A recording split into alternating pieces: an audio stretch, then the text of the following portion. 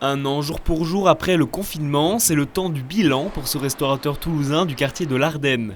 Les aides ne suffisent pas à compenser la fermeture, 100 000 € de trésorerie déjà dépensés. Ce restaurateur toulousain craint pour l'avenir de ses établissements. En revanche, il est évident qu'on va manquer, qu'on risque d'avoir des défections. Donc le tout, c'est de retrouver les bonnes compétences au bon endroit. Donc ça va nous empêcher d'investir de nouveau, d'améliorer notre restaurant, des améliorations qui amènent aussi de meilleures conditions de travail. Mais soyons clairs, que ce soit dans la restauration ou l'événementiel, le traiteur, nous n'aurons une vraie reprise qu'à fin 2022.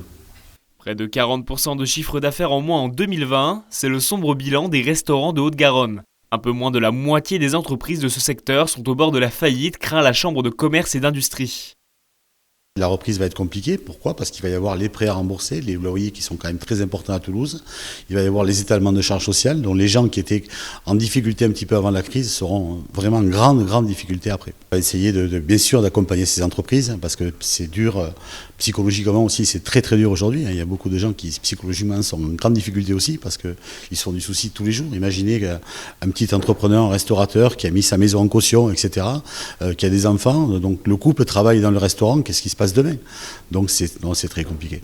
Même si aucune date précise n'est décidée pour la réouverture, des protocoles sont à l'étude par le gouvernement.